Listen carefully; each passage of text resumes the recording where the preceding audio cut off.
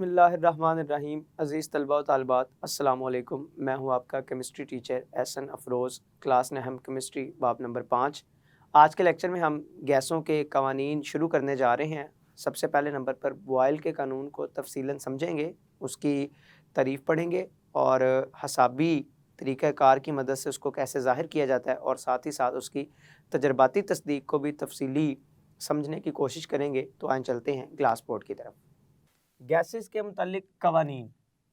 Gases के रवैये को ज़ाहिर करने के लिए वक्त के साथ साथ मुख्तलिफ साइंसदानों ने मुख्तलिफ तरह से कुछ असूल बयान किए हैं। उन असूलों को मद्देनज़र रखकर हम किसी भी गैस के रवैये को आसानी से और अच्छी तरह समझने की कोशिश कर सकते हैं। अपनी टेक्स्ट बुक के मुताबिक इस लेवल पर हम सिर्फ दो साइंसदानों के कवानीन को बड़ी तफसील के साथ समझेंगे कि उन्होंने गैसेस के रवैयों को गैसेस के रवैयों के ऊपर किस तरह से मुशाहदात किए और उन मुशाहदात की रोशनी में उन्होंने क्या नताइज निकाले और हम उनकी मदद से गैसों के बारे में क्या कुछ मालूमात हासिल कर सकते हैं। हम दो साइंसदानों के कारनामे यहाँ पे पढ़ेंगे कवानीन से मुतल्लिक। एक हम पढ़ेंगे बॉयल्स का कानून और दूसरा पढ़ेंगे चार्ल्स का कानून। तो आगाज़ करते हैं बॉयल के कानून से। लेकिन कानून शुरू करने से पहले, बॉयल का कानून पढ़ने से पहले मैं कुछ अहम बातें आपके साथ शेयर करना चाहता हूँ। पहले नंबर के ऊपर कि गैसेस के कवानीन से मुराद क्या है, ये क्या चीज़ है गैसेस के कवानीन। तो पहले मैं ज़रा इसकी एक तारीफ लिखता चलूँ कि गैसेस के कवानीन, इससे क्या मुराद है।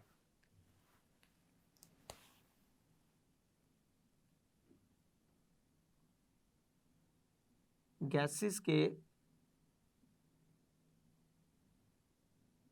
कवानीन,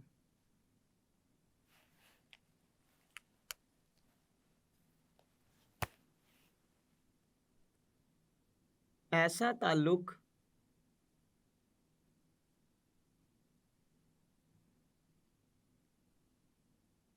जिसकी मदद से किसी भी गैस के वॉल्यूम का टेम्परेचर और प्रेशर की तब्दीलियों के साथ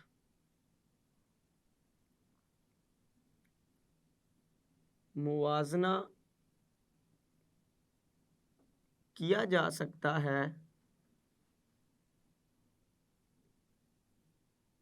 गैसों का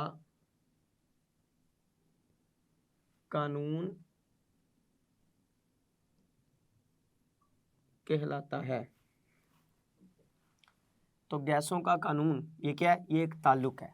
कैसा ताल्लुक? एक ऐसा ताल्लुक जिसकी मदद से क्या कर सकते हैं, किसी भी गैस के वॉल्यूम का हम टेम्परेचर या प्रेशर की तब्दील होती हुई सूरतों के साथ मुवाजना कर सकते हैं कि अगर किसी गैस का टेम्परेचर तब्दील करें तो किस तरह से वॉल्यूम के अंदर तब्दीली पैदा होगी, या अगर प्रेशर चेंज करें तो किस तरह से वॉल्यूम के अंदर तब्दीली पैदा होगी। तो जिस ताल्लुक की मदद से हम इस तब्दीलियों का मुवाजना कर सकते हैं, उस ताल्लुक को हम क्या नाम देते हैं, गैसों के कानून का नाम देते हैं। जब भी हमने गैसों के कवानीन के बारे में पढ़ना होता है, किसी भी गैस के बारे में इल्म हासिल करना होता है, तो चार अहम पॉइंट्स हैं, चार अहम बातें हैं, वो चार अहम नकात हैं जिनको आपने जहन नशीन कर लेना है। वो चार इस तरह के फैक्टर्स हैं जिनके मुतालिक हम तब्दीलियों का मुवाजना करते हैं। तो वो कौन कौन से चार फैक्टर्स हैं जिनके दरमियान तब्दीलियों का मुवाजना किया जाता है। तो चार बातें हैं। पहले नंबर पर वॉल्यूम, दूसरे नंबर पर टेम्परेचर, फिर प्रेशर और फिर मिकदार। किसमें? मोल में। गैसों की मिकदार मोल में। ये चार आपने बातें याद रखनी है।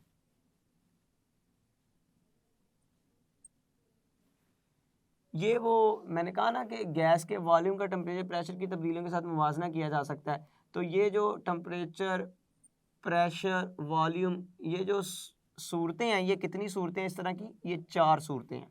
वॉल्यूम है, टेम्परेचर है, प्रेशर है और गैस की मिकदार है मोल के अंदर। तो मुख्तलिफ जो गैसों के कानून हैं उनके अंदर क्या किया गया है, इन चारों में से किसी न किसी दो के दरमियान ताल्लुक़ को समझाया गया है और उन दो के दरमियान जो ताल्लुक़ को समझने के लिए जो बाकी दो हैं उनको कांस्टेंट समझा जाता है, उनको कांस्टेंट रखा जाता है। मैं बात करता हूँ बॉयल के कानून की। तो बॉयल के कानून में हम ताल्लुक़ पढ़ते हैं गैस के वॉल्यूम का उसके प्रेशर के साथ। ये ताल्लुक़ पढ़ते हैं कि किस तरह से प्रेशर के चेंज होने से गैस के वॉल्यूम के अंदर तब्दीली पैदा होती है। चूँकि मैं इन दोनों के दरमियान ताल्लुक़ को पढ़ता हूँ किसमें, बॉयल के कानून में, तो उस वक्त जब मैं इन दोनों के दरमियान ताल्लुक़ को पढ़ रहा हूँ, जो भी तब्दीली आएगी वॉल्यूम या प्रेशर की, वो हमेशा एक कांस्टेंट टेम्परेचर और गैस की कांस्टेंट मिकदार के हवाले से आएगी। इसका मतलब गैस की मिकदार और टेम्परेचर को मैं क्या रखूँगा, कांस्टेंट रखूँगा।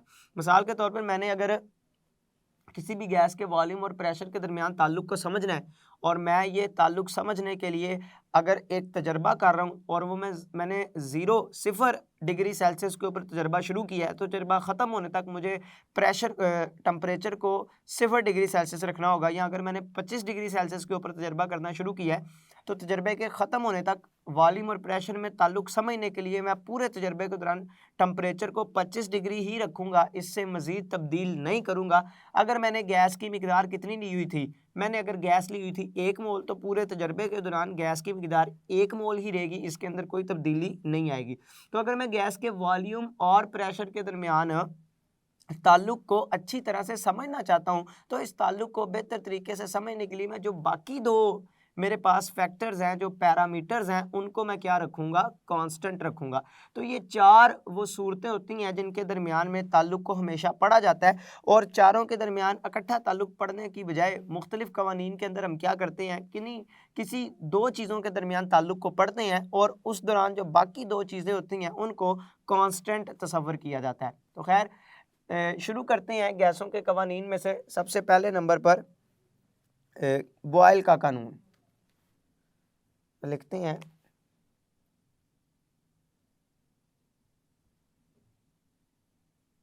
बॉयल का कानून। रॉबर्ट बॉयल 1662 के अंदर उसने गैसों के ताल्लुक़ को कुछ अपनी तरीके से बयान करने की कोशिश की। जो रॉबर्ट बॉयल था वो एक फितरी फ़िलासफ़र था, फितरी नेचर को जानने वाला था, फितरत को समझने वाला था। इसके साथ साथ वो तबैयात दान भी था और इसके साथ साथ मुवज्जद भी था। और रॉबर्ट जो है वो अपने इसी बॉयल के कानून की मदद से ज़्यादा जाना जाता है या मशहूर है। तो रॉबर्ट ने अपना जो कानून था गैसों की रवैयों को की वजाहत के हवाले से ये 1662 के अंदर पेश किया। हम लिखेंगे इसकी दरियाफ्त के हवाले से, बॉयल के कानून की दरियाफ्त में हम लिखेंगे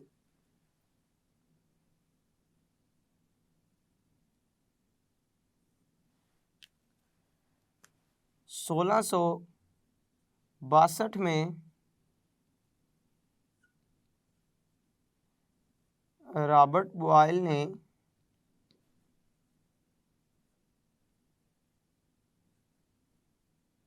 गैसों के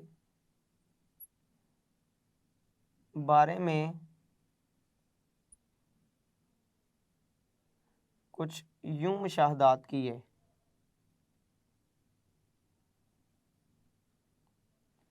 क्या मुशाहिदा किया, मैं ज़रा देखता हूँ कि इसने जो अपना कानून पेश किया उसकी तारीफ क्या थी।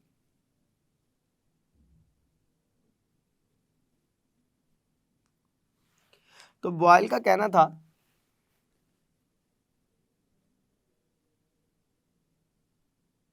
अगर किसी गैस का टेम्परेचर कांस्टेंट रखा जाए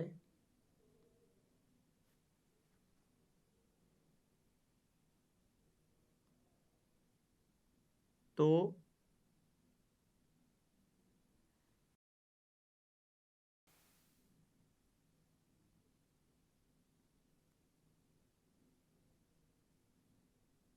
मास के गैस का वॉल्यूम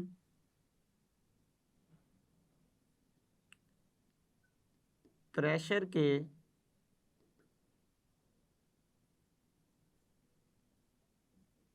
इनवर्सली प्रोपोर्शनल होता है। अगर किसी गैस का टेम्परेचर कांस्टेंट रख दिया जाए, मैंने कहा था कि हम चार में से दो चीज़ों के बारे में ताल्लुक़ को पढ़ते हैं, जबकि बाकी दो चीज़ों को उस वक्त कांस्टेंट रखा जाता है। तो यहाँ पे मिकदार को भी कांस्टेंट रखा गया है और टेम्परेचर को भी कांस्टेंट रखा गया। तो बॉयल ने मिकदार और टेम्परेचर दोनों को कांस्टेंट रखते हुए प्रेशर और वॉल्यूम के दरमियान ताल्लुक़ को समझा और उसने मुशाहिदा किया कि किसी भी गैस का वॉल्यूम और प्रेशर, इनके दरमियान में क्या ताल्लुक़ देखा जाता है? इनवर्स ताल्लुक़ देखा जाता है। ये एक दूसरे के इनवर्सली प्रोपोर्शनल होते हैं। इनवर्सली प्रोपोर्शनल होने से क्या मुराद है कि इस ताल्लुक़ से मुराद ये है कि किसी भी गैस का या किसी भी गैस पर प्रेशर बढ़ाने से उसका वॉल्यूम कम होता है और प्रेशर कम करने से गैस का वॉल्यूम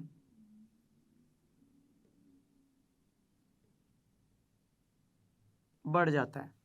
तो इन्वर्सली प्रोपोर्शनल का हमेशा मतलब क्या होता है कि अगर हम एक चीज़ बढ़ा रहे हैं तो दूसरी चीज़ कम हो जाएगी। अगर मैं इसी सारी बात को, तारीफ़ को हिसाबी शक्ल में लिखूं तो हिसाबी तरीक़ा में किस तरह से इजहार किया जाएगा? जो मैंने ऊपर तारीफ़ लिखी है उसको हिसाबी शक्ल दे दूंगा कुछ इस तरह से कि किसी भी गैस का जो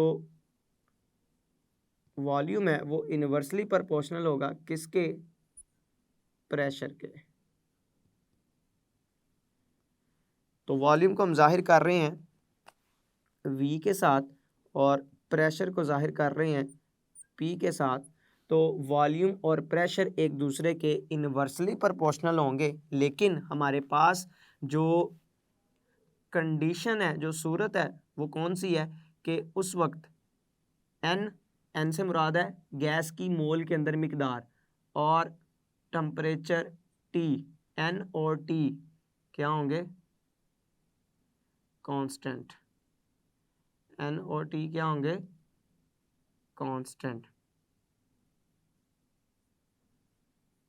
तो कांस्टेंट टेम्परेचर और गैस की कांस्टेंट मिकदार रखते हुए जब हम वॉल्यूम और प्रेशर के दरमियान ताल्लुक़ का मुशाहिदा करते हैं तो ये इस नतीजे पर पहुंचते हैं कि वॉल्यूम और प्रेशर में क्या ताल्लुक़ है? इन्वर्सली प्रोपोर्शनल है। अगर यहाँ से मैं प्रोपोर्शनैलिटी सिंबल को ख़त्म करना चाहता हूँ तो इसको ख़त्म करने के लिए मुझे बराबर की अलामत लगानी पड़ेगी, क्योंकि प्रोपोर्शनैलिटी ख़त्म करने के लिए अगर बराबर लगाएंगे तो फिर बराबर लगाने के लिए मुझे किसी कांस्टेंट को ज़ाहिर करना पड़ेगा यहाँ पे।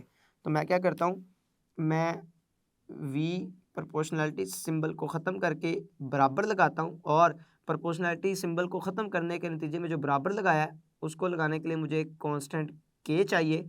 तो मैं यहाँ पे K लिखूँगा और ये बन जाएगा K इंटू या K डॉट 1/P, 1/P। तो ये मेरे पास ताल्लुक़ बन जाएगा। प्रोपोर्शनैलिटी साइन को ख़त्म करके मैंने बराबर की अलामत लगाई है और साथ में K कांस्टेंट का इस्तेमाल किया है। K यहाँ पे किसको ज़ाहिर कर रहा है? K बराबर है प्रोपोर्शनैलिटी कांस्टेंट के।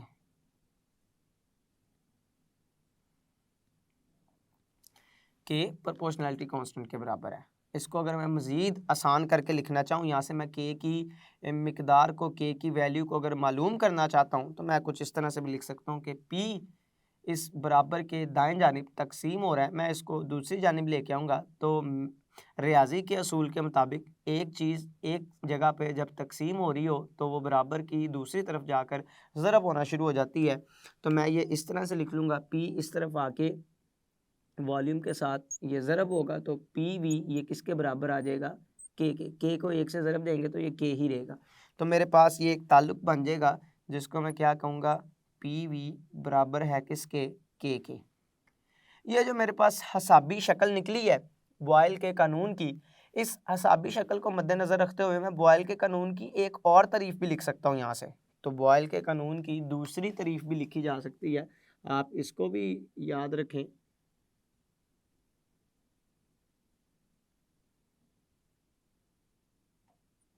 क्या यहाँ से दूसरी तारीफ क्या की जा सकती है, बॉयल के कानून की दूसरी तारीफ की जा सकती है कि कांस्टेंट टेम्परेचर रखते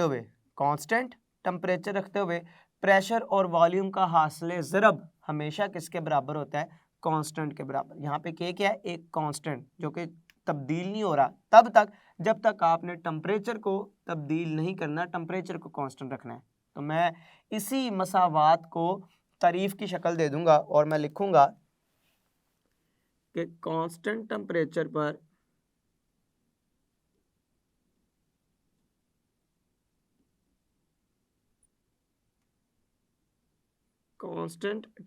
पर किसी भी गैस के प्रेशर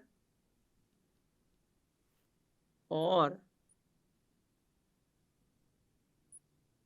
वॉल्यूम का हासिल ज़रब हमेशा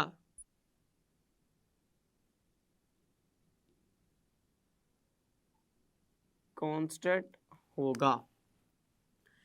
अगर आप एक तजर्बा कर रहे हैं और उस पूरे तजर्बे के दौरान आप गैस के टेम्परेचर को तब्दील नहीं कर रहे, गैस की मोल के अंदर मिकदार को तब्दील नहीं कर रहे, तो फिर पूरे तजर्बे के दौरान उस प्रेशर, जितना भी प्रेशर लगाएंगे और जितना भी प्रेशर की मदद से वॉल्यूम के अंदर तब्दीली आएगी, उसका हासिल ज़रब हमेशा क्या निकलेगा, हर दफ़ा एक जैसे निकलेगा, उसमें किसी किस्म की कोई तब्दीली रूनुमा नहीं होगी।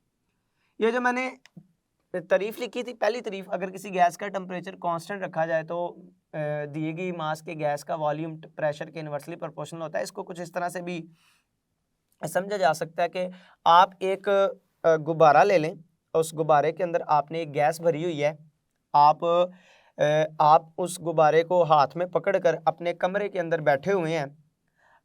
आप जानते हैं कि कमरे का जो दर्जा हरारत है वो जो नॉर्मल हालात में होता है 25 डिग्री सेल्सियस, वो उतना है, वो तब्दील नहीं हो रहा, वो उतना ही है। और गुब्बारे के अंदर जो आपने गैस भरी हुई है उसकी मिकदार भी जितनी भरी हुई है उतनी ही है, उसमें कोई तब्दीली किसी किस्म की नहीं आई। आपने उसको हाथ में पकड़ा हुआ है, गुब्बारे को, आप उसको दबाएं। जब आप गुब्बारे को दबाएंगे तो आप मुशाहिदा करेंगे कि दबाने से अंदर वाली जगह क्या हो जाएगी, कम हो जाएगी। दबाने से मुराद है आपने सतह के ऊपर क्या लगाया, प्रेशर। प्रेशर लगाने से मालिक्यूल ने अंदर जो जगह घेरी हुई थी गैस के, उन्होंने कंप्रेसिबिलिटी जाहिर करते हुए उस जगह को कम घेरा, मतलब प्रेशर बढ़ाने से वॉल्यूम क्या हो गया, कम हो गया।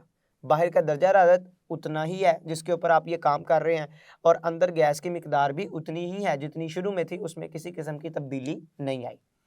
आप मज़ीद प्रेशर बढ़ाएं, मज़ीद प्रेशर बढ़ाने से वॉल्यूम और कम हो जाएगा, गुब्बारे की अंदर जो रकबा है वो और थोड़ा हो जाएगा, लेकिन ना ही बाहर का दर्जा हरारत तब्दील हो रहा है, ना ही अंदर गैस की मिकदार के अंदर तब्दीली आ रही है। तो आप ये मुशाहिदा करेंगे कि आपने गैस की मिकदार और टेम्परेचर दोनों को एक ही वैल्यू के ऊपर रखा हुआ है और वो तब्दील नहीं कर रहे। हाँ, आप प्रेशर को तब्दील कर रहे हैं और आप ये साथ साथ देख भी रहे हैं कि प्रेशर के बढ़ने से वॉल्यूम कम होता चला जा रहा है। आप वापस जो आपने दबाव डाला है अपने हाथों की मदद से उसको कम करना शुरू कर दें, आप देखेंगे अंदर दोबारा गुब्बारा जो है वो फूलना शुरू हो जाएगा, मतलब प्रेशर के कम होने से वॉल्यूम दोबारा बढ़ना शुरू हो जाएगा।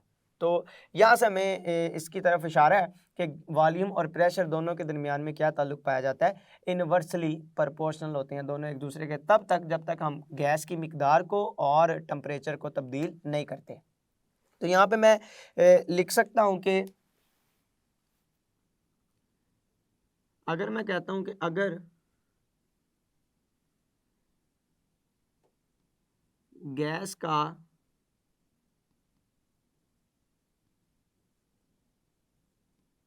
इब्तदाई प्रेशर P1 है, एक तजर्बा किया, उस तजर्बे के दौरान मैं कहता हूँ कि गैस का इब्तदाई प्रेशर कितना था P1,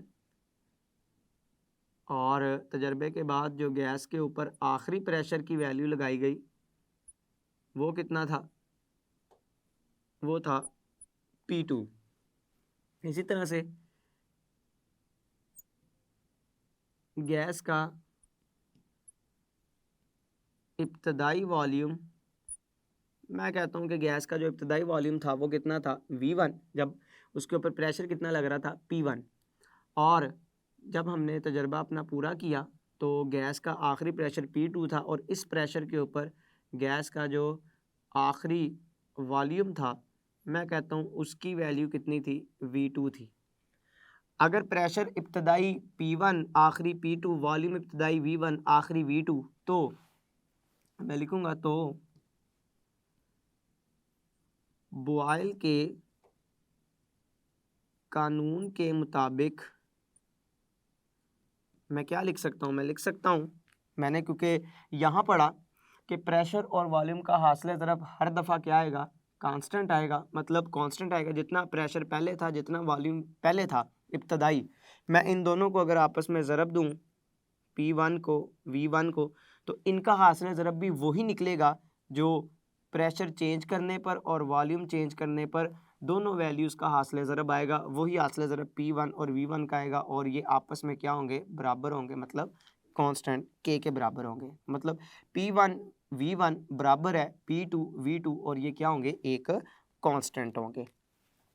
तो बॉयल के कानून को मैं ये हिसाबी शक्ल आखिर में दे सकता हूँ कि P1 V1 बराबर है P2 V2, जो कि बराबर होगा P3 V3 बराबर होगा P4 V4। मतलब इसी तरह से ये सारे प्रेशर और वॉल्यूम के हासिल ज़रब आपस में क्या निकलेंगे, एक जैसे निकलेंगे कि कांस्टेंट ही निकलेंगे, तब्दील नहीं होंगे, तब तक तब्दील नहीं होंगे जब तक ये टेम्परेचर और गैस की मिकदार क्या रहती है, कांस्टेंट रहती है। मज़ीद अगर मैं बॉयल के कानून की तजर्बाती तस्दीक की बात करूं, तो तजर्बाती तस्दीक देखते हैं कि जो सारी बातें हमने की हैं इसको तजर्बे की मदद से क्या सच समझा जा सकता है, क्या ये जो मैंने एक ताल्लुक बनाया है कि प्रेशर और वॉल्यूम का हासिल ज़रब क्या ये हमेशा कांस्टेंट टेम्परेचर और कांस्टेंट गैस की मिकदार के लिए कांस्टेंट ही रहेगा। तो तजर्बाती तस्दीक करते हैं बॉयल के कानून की। बॉयल के कानून की तजर्बाती तस्दीक देखते हैं कि कैसे हम साबित कर सकते हैं कि P1 V1 और P2 V2 का हासिल ज़रब हमेशा बराबर रहेगा और कांस्टेंट नंबर के बराबर होगा। ये बॉयल के कानून की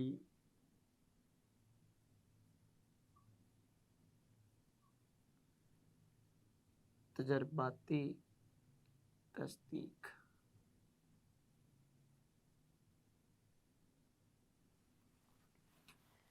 तो बॉयल के कानून में अभी हमने पढ़ा क्या है, बॉयल के कानून में हमने पढ़ा है कि अगर हमारे पास एक गैस का इब्तदाई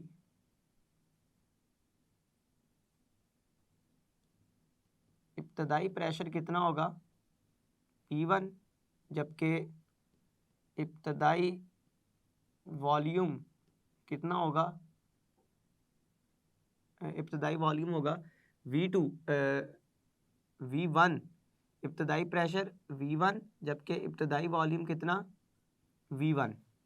तो बॉयल के कानून के मुताबिक क्या होना चाहिए, प्रेशर और वॉल्यूम दोनों का हासिल ज़रब हमेशा क्या आना चाहिए, बराबर। तो मैं लिख सकता हूँ बॉयल के कानून के मुताबिक कि P1 V1 ये एक कांस्टेंट नंबर के बराबर आएगा।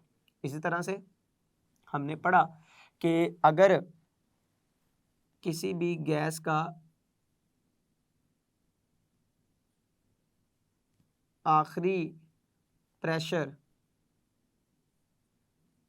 उसकी मिकदार कितनी हो, उसको मैं कहूँ कि ये आखिरी प्रेशर जो है वो P2 है, जबकि आखिरी वॉल्यूम ये V2 है। मतलब जब तजर्बा शुरू किया था तो प्रेशर वॉल्यूम ये थे, उनके मुताबिक बॉयल का कानून ये बनता है। और अगर तजर्बा ख़त्म हुआ तो तब प्रेशर और वॉल्यूम ये हैं, और इनके मुताबिक अगर मैं बॉयल का कानून लिखूं तो P2 V2 इनका हासिल ज़रब भी क्या रहेगा, कांस्टेंट के बराबर ही रहेगा। मैं कह देता हूं कि ये मसावात नंबर 1 है और ये मसावात नंबर 2 है। अगर आप दोनों मसावातों का मुवाजना करें तो दोनों मसावातों का मुवाजना करने से आपने ये नतीजा निकाला। हसाबी तरीक़ाकार भी यही है कि अगर किसी दो मसावात की कोई एक साइड, कोई एक जानिब बराबर हों, एक जैसी हों, तो उनकी दूसरी जानिबें भी क्या होती हैं, एक जैसी होती हैं। अगर आप दाईं जानिब देखें दोनों मसावातों की, मसावात 1 और 2, इनकी दाईं जानिब देखें तो यहाँ भी के यहाँ भी के, मतलब दोनों बराबर हैं, तो इसका मतलब इनकी बाएं जानिब भी आपस में क्या होगी, बराबर होगी।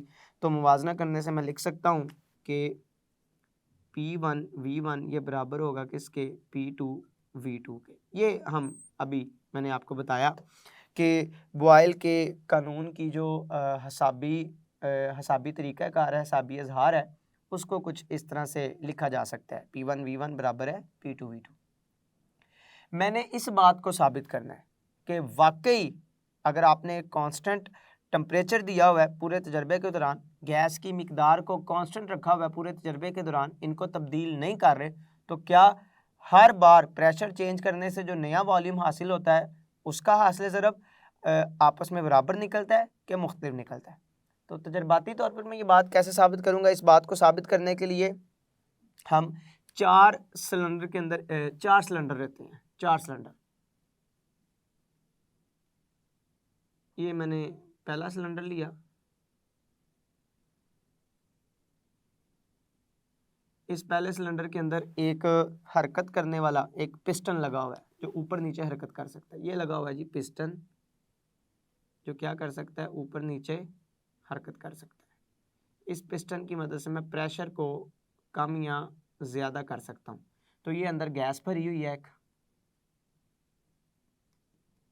और ये ऊपर पिस्टन है जो हरकत कर सकता है। ये एक सिलेंडर है। मैं एक एक करके सिलेंडर बनाता हूँ और साथ साथ इसको समझाता जाता हूँ।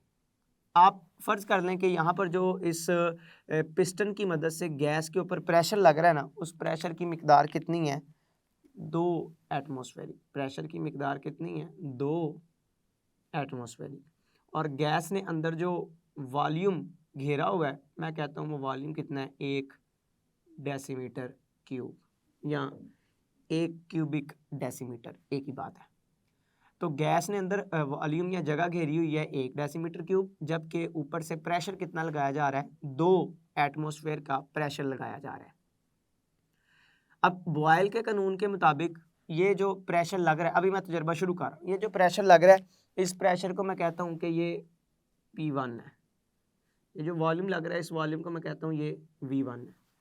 तो बॉयल के कानून के मुताबिक क्या होना चाहिए, P1 और V1 इनका जवाब क्या आना चाहिए, एक कांस्टेंट नंबर आना चाहिए।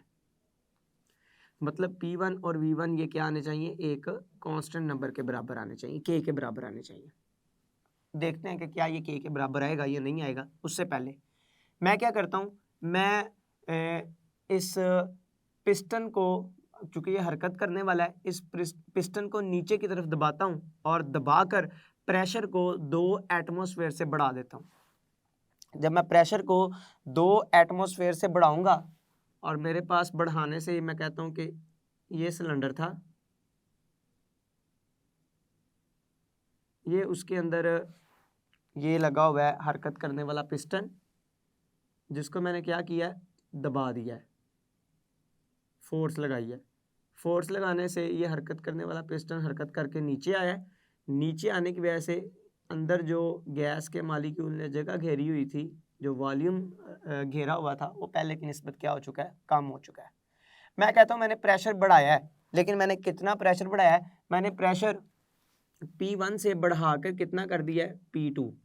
प्रेशर के बढ़ाने से जो प्रेशर की मिकदार बढ़ी है वो 2 एटमॉस्फेयर से बढ़ के कितनी हो गई है, 4 एटमॉस्फेयर हो गई है। अब एक बात याद रखने वाली है, आपने जो बॉयल के कानून का हसाबी तरीक़ाकार पढ़ा है, उसमें आपने पढ़ा हुआ है कि प्रेशर और वॉल्यूम इन दोनों के दरमियान में क्या ताल्लुक है, इन्वर्सली प्रोपोर्शनल। अगर आप वॉल्यूम की ताकत देखें तो ये भी एक है, अगर प्रेशर की ताकत देखें तो ये भी एक है, मतलब दोनों की पावर एक है। इसका मतलब कि जितनी मिकदार से प्रेशर बढ़ाएंगे उतनी ही मिकदार से वॉल्यूम कम हो जाएगा, या जितनी मिकदार से प्रेशर को कम करेंगे उतनी ही मिकदार से वॉल्यूम बढ़ जाएगा। तो क्योंकि दोनों, इसकी पावर भी एक है, इसकी पावर भी एक है, तो एक में जितनी तब्दीली पैदा करेंगे दूसरी में उसके मुखालिफ उतनी ही तब्दीली पैदा होगी। मैंने क्या किया, मैंने प्रेशर P1 से बढ़ा के प्रेशर कर दिया P2, मतलब 2 एटमॉस्फेयर से प्रेशर बढ़ा के मैंने कितना कर दिया, 4 एटमॉस्फेयर। मतलब 4 एटमॉस्फेयर इब्तदाई प्रेशर का 2 गुना ज़्यादा है। अगर प्रेशर 2 गुना ज़्यादा कर रहा हूँ तो इस फार्मूले को मद्देनज़र रखते हुए ये बात याद रखें कि वॉल्यूम 2 गुना कम हो जाएगा। तो पहले वॉल्यूम कितना था, 1 डेसीमीटर क्यूब, तो अब अगर मैं यही वॉल्यूम चेक करूं तो 2 गुना कम होते हुए ये 0.5 डेसीमीटर क्यूब रह जाएगा, 0.5 डेसीमीटर क्यूब। और इस वॉल्यूम को मैं कहूँगा कि ये नया वॉल्यूम है और ये कितना है, V2, मतलब वॉल्यूम भी तब्दील हो गया, पहले वॉल्यूम कुछ और था अब वॉल्यूम कुछ और है। लेकिन बॉयल का कानून कहता है क्योंकि इस पूरा काम करते दौरान आपने ना ही प्रेशर को तब्दील ना ही आपने टेम्परेचर को तब्दील किया, ना ही आपने गैस की मिकदार को तब्दील किया, ये दोनों चीज़ें वही रखी हैं। लिहाजा ये जो प्रेशर, अब जो प्रेशर है, अब जो वॉल्यूम है, इनको भी अगर आप आपस में ज़रब देंगे तो इनका जवाब भी वही आएगा जो पहले का आया था, P1 और V1 का। मतलब यहाँ भी P2 और V2 दोनों को ज़रब देने से आंसर क्या आना चाहिए, कांस्टेंट नंबर आना चाहिए। मैं क्या करता हूँ, मज़ीद प्रेशर को यहाँ से बढ़ाता हूँ। ये मेरे पास सिलेंडर, इस सिलेंडर के अंदर मैंने क्या किया, जो हरकत करने वाला पिस्टन लगाया हुआ था उस पिस्टन को मैंने और क्या कर दिया, कम प्रेशर की मदद से दबा दिया, नीचे की जानिब हरकत करवा दी उसकी। जब मैं प्रेशर और बढ़ा दूंगा तो अंदर गैस ने जो वॉल्यूम घेरा हुआ था उसमें मज़ीद कमी रूनुमा होगी, मज़ीद कमी आ जाएगी। मैं कहता हूँ प्रेशर मैंने 4 एटमॉस्फेयर से बढ़ाकर मज़ीद 2 एटमॉस्फेरिक प्रेशर बढ़ाते हुए 6 ATM प्रेशर कर दिया है। ये मैं कहता हूँ कि मेरे पास प्रेशर है P3, तीसरा प्रेशर। तो वॉल्यूम भी मेरे पास तब्दील हो गया, पहले कितना था, V2 था, अब वॉल्यूम मेरे पास कितना आ चुका है, ये V3 आ चुका है। अब देखते हैं कि अगर मैंने प्रेशर कितना किया है, 6 एटमॉस्फेयर, मतलब 4 से मज़ीद 2 गुना बढ़ा दिया। अगर मैं इसको पहले वाले सिलेंडर के साथ इसका मुवाजना करूं तो पहले सिलेंडर का प्रेशर कितना था, 2 एटमॉस्फेयर, तीसरे सिलेंडर का प्रेशर कितना है, 6 एटमॉस्फेयर। तो तीसरे सिलेंडर का प्रेशर पहले की निस्बत 3 गुना ज़्यादा है, वो 2 था, ये 6 है, तो तीसरे सिलेंडर का प्रेशर पहले की निस्बत 3 गुना ज़्यादा है। तो तीसरे सिलेंडर के अंदर गैस का वॉल्यूम पहले की निस्बत 3 गुना कम हो जाएगा, इस फार्मूले में पावर को मद्देनज़र रखते हुए। तो अगर प्रेशर 3 गुना बढ़ गया इब्तदाई प्रेशर से, बिल्कुल इब्तदाई प्रेशर से, तो वॉल्यूम भी 3 गुना कम हो जाएगा, बिल्कुल इब्तदाई वॉल्यूम से। तो 1 डेसीमीटर क्यूब से 3 गुना कम होते हुए वॉल्यूम अब रह चुका होगा 0.33 क्यूबिक डेसीमीटर। ये मेरे पास नया वॉल्यूम है, जिस नए वॉल्यूम को मैं क्या नाम दे रहा हूँ, इसको मैं नाम दे रहा हूँ V3 का, ये नया वॉल्यूम है।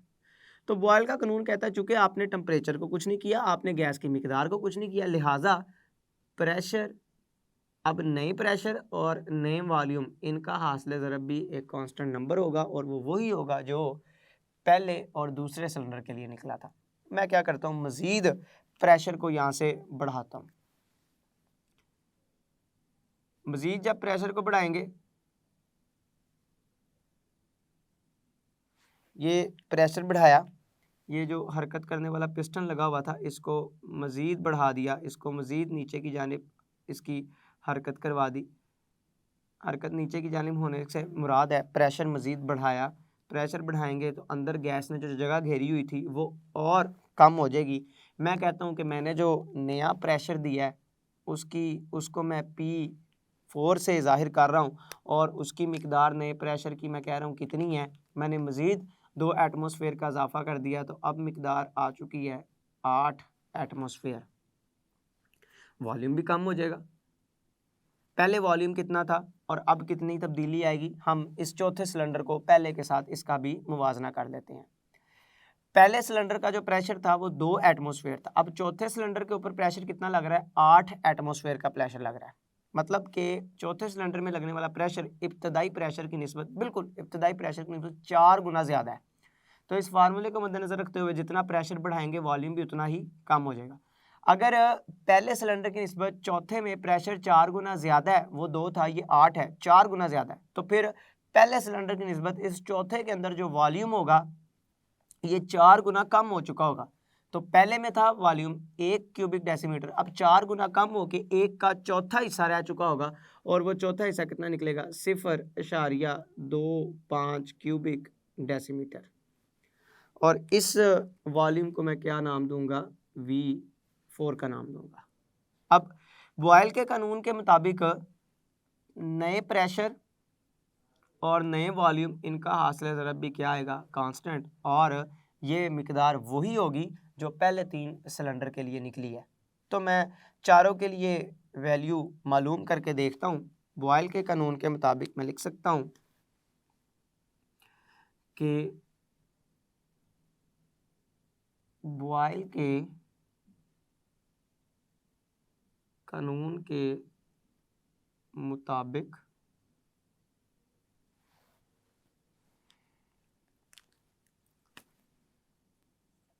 P1 V1